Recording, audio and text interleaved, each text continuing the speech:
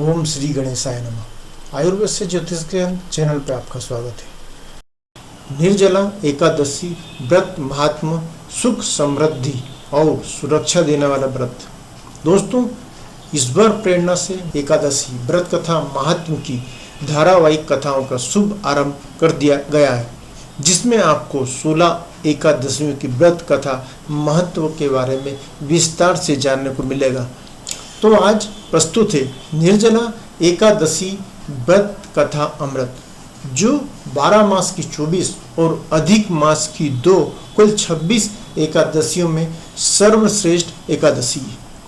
श्री भीमसेन बोले, हे पितामह, भ्राता युधिष्ठिर, माता कुंती, द्रौपदी, अर्जुन, नकुल और सहदेव आदि एकादशी के दिन व्रत करते हैं और मुझसे एकादशी के दिन अन्न खाने को मना करते हैं। मैं उनसे कहता हूँ कि भाई, मैं भक्ति पूर्वक भगवान की पूजा कर सकता हूँ और दान दे सकता हूँ, परंतु मैं एकादशी के दिन भूखा नहीं रह सकता हूँ। इस पर व्यास जी बोले, भीमसेन, यदि तुम नरक को बुरा और स्वर्ग को अच्छा समझते हो तो प्रत्येक मास की दोनों एकादशियों को अन्न नहीं खाया करो।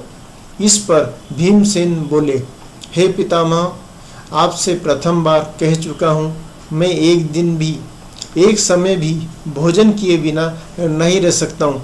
फिर भी मेरे लिए पूरे दिन का उपवास करना तो कितना कठिन है। मेरे पेट में अग्नि का जो वास है वो अधिक अन्न खाने पर ही शांत होती है। यदि मैं प्रयत्न करूं तो एक व्रत अवश्य कर सकता हूं, अतः आप कोई ऐसा व्रत बतलाइए जिससे मुझे स्वर्ग की प्राप्ति हो। ऐसा पूछने पर श्री व्यास जी बोले कि हे वायुपुत्र, बड़े बड़े ऋषि और महर्षियों ने बहुत से शास्त्र आदि बनाए हैं और कलयुग में उन पर मनुष्य आचरण करे तो अवश्य ही मुक्ति को प्राप्त कर सकता है। उनमें से जो पुराणों का सार है उसे मैं कहता हूँ कि मनुष्य को दोनों पक्षों की एकादशियों का व्रत करना चाहिए, इससे उन्हें स्वर्ग की प्राप्ति होती है। श्री व्यास जी बोले, हे भीमसेन, कृष्ण और मिथुन संक्रांति के मध्य में ज्येष्ठ मास की शुक्ल पक्ष की जो एकादशी होती है, उस एकादशी को निर्जल व्रत करना चाहिए। इसे ही निर्जला एकादशी व्रत कहते हैं। इस एकादशी के व्रत में स्नान और आचमन में जल वर्जित नहीं है, लेकिन आचमन में 6 मास से जल से अधिक जल नहीं लेना चाहिए। इस आचमन से शरीर की शुद्धि हो जाती है। आचमन में 6 मासे से अधिक जल मध्यपारी के समान होता है। इस दिन भोजन नहीं करना चाहिए, क्योंकि भोजन करने से व्रत नष्ट हो जाता है। यदि सूर्योदय से सूर्यास्त तक मनुष्य जलपान ना करे तो उसे 12 एकादशी के फल की प्राप्ति होती है। द्वादशी के दिन सूर्योदय से पहले ही उठना चाहिए। इसके पश्चात भूखे ब्राह्मणों को भोजन कराना चाहिए। इसका फल 1 वर्ष की संपूर्ण एकादशियों के फल के बराबर होता है।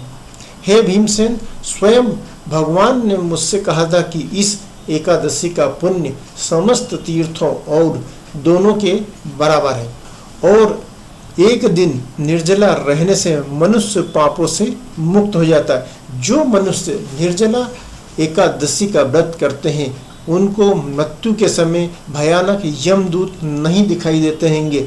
उस समय भगवान विष्णु के दूत स्वर्ग से आते हैं और उनको पुष्पक विमान में बिठाकर ले जाते हैं। अतः संसार में सबसे श्रेष्ठ निर्जला एकादशी का व्रत है। अतः यत्न पूर्वक इस निर्जला एकादशी के व्रत को करना चाहिए।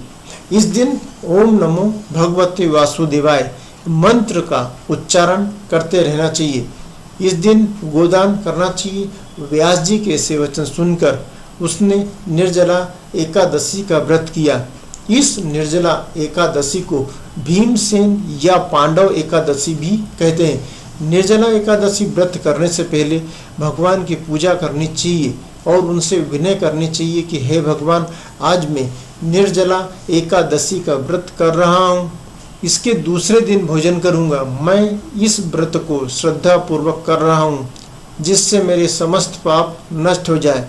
इस दिन एक बड़े वस्त्र से ढककर स्वर्ण दान करना चाहिए। जो मनुष्य इस व्रत का पहर में स्नान ताप आदि करते हैं, जो मनुष्य इस व्रत का पहर में स्नान तप आदि करते हैं, उनको करोड़ स्वर्ण दान का फल मिलता है। जो मनुष्य इस दिन होम हवन करते हैं, उनका फल वर्णन नहीं किया जा सकता है। इस निर्जला एकादशी के व्रत से मनुष्य विष्णु लोक को जाता है। जो मनुष्य इस दिन अन्न खाते हैं, उन्हें चांडाल समझना चाहिए। वे अंत में नरक को जाते हैं। ब्राह्मण, हत्यारे, मद्यपान करने वाले, चोरी करने वाले, गुरु से द्वेष करने वाले, असत्य बोलने वाले इस व्रत को करने से स्वर्ग चले जाते हैं। हे कुंती पुत्र, जो पुरुष या स्त्री इस व्रत को श्रद्धा पूर्वक करते हैं, उनके कर्तव्य इस प्रकार हैं। उन्हें सर्वप्रथम विष्णु भगवान की पूजा करनी चाहिए, तत्पश्चात गोदान करना चाहिए। इस दिन ब्राह्मण को दक्षिणा, मिष्टान आदि देना चाहिए। निर्जला के दिन अन्न, वस्त्र, उपाहन आदि का दान करना चाहिए। जो मनुष्य इस कथा को प्रेम पूर्वक सुनते और सुनाते हैं एवं पढ़ते हैं, उनको स्वर्ग की प्राप्ति होती है। इसलिए हे राजन, मैंने यह निर्जला एकादशी की कथा लोकहित के लिए सुनाई है। इसके पढ़ने और सुनने से समस्त पाप नष्ट हो जाते हैं। अतः ऐसे पापनाशक और पुण्यदायी निर्जला एकादशी के व्रत को थोड़ा कष्ट सहते हुए भी अवश्य करना चाहिए। कैलेंडर पंचांग के अनुसार ज्येष्ठ माह की शुक्ल पक्ष की एकादशी को निर्जला एकादशी कहते हैं। ये एकादशी साल भर की सभी एकादशियों में श्रेष्ठ एकादशी मानी जाती है, क्योंकि इस निर्जला एकादशी में अन्न जल कुछ भी ग्रहण नहीं किया जाता है। इसलिए ये कठिन एकादशी है, इसलिए इसका महत्व और बढ़ जाता है। इसलिए इस निर्जला एकादशी का सभी में विशेष महत्वपूर्ण स्थान है। अतः जो व्यक्ति निर्जला एकादशी का व्रत विधि विधान से करता है, श्री हरि विष्णु की प्रसन्नता प्राप्त होकर वे सुख, समृद्धि, सुरक्षा, धन धान्य को प्राप्त करते हुए श्री विष्णु सम पद की प्राप्ति करते हैं।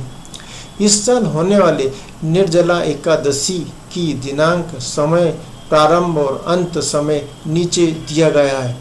निर्जला एकादशी व्रत कथा की शिक्षा और उद्देश्य मनुष्य जाति के लिए बहुत ही उत्तम है। पहली शिक्षा यही है कि निर्जला एकादशी का व्रत करने से हमें अपनी सहन शक्ति का पता चलता है, जिससे शारीरिक बल और आत्मबल प्राप्त होता है। इस प्राणी शरीर में 72% से ज़्यादा जल है। इस व्रत से जल के संतुलन के साथ साथ 5 महाभूतों का संतुलन कैसे कायम हो सकता है, उस सहन शक्ति का, अंदरूनी शक्ति का विश्वास अंदर से जागृत होता है। शरीर में और जीवन में जल का महत्व समझ में आता है। सूर्योदय से लेकर सूर्य अस्त तक जल का सेवन नहीं करना। जिस वक्त सूर्य अपनी प्रचंड ऊर्जा के वेग में होता है, विश्वास और आत्मबल प्रदायक होता है। भीम, जो कि बलवान, हष्टपुष्ट मांसपेशियों के स्वामी हैं, जिनके शरीर में 100 हाथियों का बल है, जिनके संगी साथी श्री कृष्ण जी हैं, जिनके भाई अन्य 4 पांडव एक से बढ़कर एक योद्धा हैं, ऐसे भीम को भी एकादशी व्रत की महिमा बतलाते हुए उन्हें उपवास करने के लिए प्रेरित करने का मतलब है कि ये व्रत, उपवास करना बहुत जरूरी है। इसका हमारे जीवन में बहुत महत्व है। वैसे भी 15 दिन में एक उपवास तो करना ही चाहिए। ऋषि मुनि तो कहते आए हैं, अब वैज्ञानिक भी 15 दिन में एक उपवास करने के लिए जोर दे रहे हैं। उपवास करने से तन मन धन शुद्ध होते हैं। मन सकारात्मक होकर ईश्वर के भाव में केंद्रित हो जाता है, और जब केंद्र में ही ईश्वर हो तो केंद्र से उठने वाला हर विचार सकारात्मक, उत्तम, उन्नति, विकास और मुक्ति देने वाला ही होता है। 5 पांडव सत्यनिष्ठ तेजस्वी योद्धा राजकुमार सत्य की राह पर चलने वाले थे, फिर भी उन्हें इस व्रत को करने के लिए कहा गया। इसके पीछे एक महत्वपूर्ण कारण ये हो सकता है क्योंकि उनके साथ बचपन से जवानी तक जो भी घटनाक्रम घटे, षड्यंत्र अत्याचार हुए, जिससे उनके अंदर भाव विचार वाणी क्रिया से जो भी पाप हो गए होंगे, उनसे मुक्ति के लिए भी एकादशी के व्रत करने के लिए कहा गया। क्योंकि जो पांडव धर्म के मार्ग पर चलने वाले हैं और श्री कृष्ण जिन्हें मुक्ति के मार्ग पर ले जाना चाहते हैं, वे मुक्ति पथ पर ही अग्रसर रहें, मुक्ति पथ से दूर नहीं हो जाएं, इसलिए उन्हें एकादशी व्रत करने के लिए प्रेरित किया गया और पग पग पर श्री कृष्ण द्वारा स्वयं रास्ता बताया गया। अतः प्रेम से बोलो श्री विष्णु भगवान की जय, श्री कृष्ण आय नमः।